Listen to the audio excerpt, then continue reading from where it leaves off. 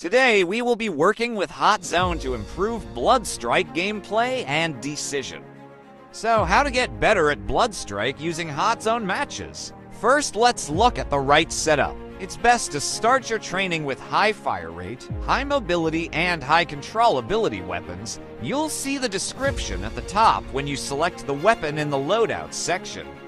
For example, my new favorite weapon vector here. Here are a few other preferable options with the same needed features. Now let's get down into the HotZone match, cause my squad loves too much action.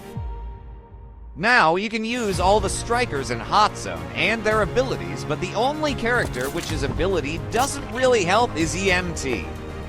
Now I'll start the match with the crossbow cause I love it. If you want to get better at using the crossbow, I'd recommend you play several HotZone matches with just the crossbow. Now after those first two shots, I got cooked. Let's learn a little lesson on missile launchers. They're not to be used in close range fights except you're a suicide bomber of some sort. As you can see, they are mainly long range and mid-range perfected. Now let's see how to actually use them. As you can see, they are most effective when you're far away from point of impact and when aiming at characters and not vehicles aimed to hit the ground around them, not the characters directly. Now let's get to our next lesson, decision making. Do not ever put yourself in crosshair of more than one player. Avoid their crosshair completely if you can. Let me show you what happens when you don't. Yeah, you get cooked. Now let's get to using the high fire rate weapon we talked about in the beginning. It's good to note that when using SMGs, it's best to modify them to favor mobility and not really range and the rest because they are close range weapons. And mobility keeps you unpredictable. And we will talk more about that later. To always keep good movement and stay ahead of your opponents. When they are too close, don't ADS, cause scoping makes your movement limited and makes you an easy kill. Next, never reload in front of your opponent. Take cover or keep moving around. Do not stand still. It's not going to be so easy to get used to it as I say it, but a few tries and muscle memory does its thing. You'll be moving out the way or changing weapon the second you see the reload lineup. It's best to reload at any free second you get because it keeps you at the advantage. Next is, you have to learn to always use your striker abilities. It's going to be a bit sloppy if you don't use them at the right moment, but with time you'll get a hang of it. If you've noticed, I have used this striker's ability a good few times in this match already. Most beginner players don't use the striker abilities often, which makes their gameplay a bit less fun when practicing. Now let's talk about using tacticals, which are your throwable. We get a variety of throwables in this game.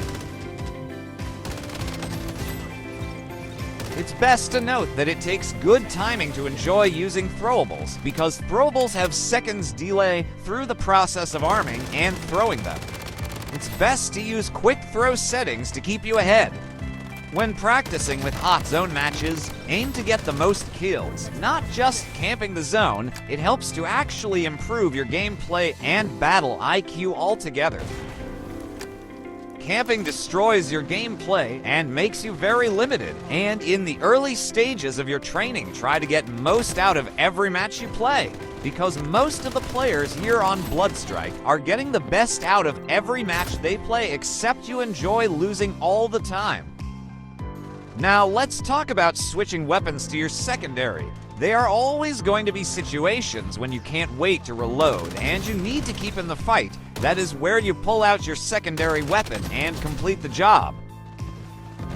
In HotZone, your secondary weapons are limited to loadout specifics like deagle, Glock, and missile launchers, so get to use them in tight chances where your primary weapons runs out of ammo and you don't have the space to reload. Now, our next lesson will be on crosshair placement. Yes, when training you need to always place your crosshair where your opponents are likely to be, and not to wait till you see them before you start moving your crosshair towards them.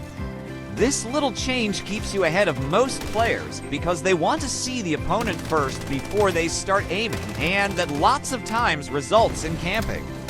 Please, if you're gaining anything from this, do me well to hit that like button and subscribe to get notified when I post more amazing contents like this one. Next, let's talk on pre-firing.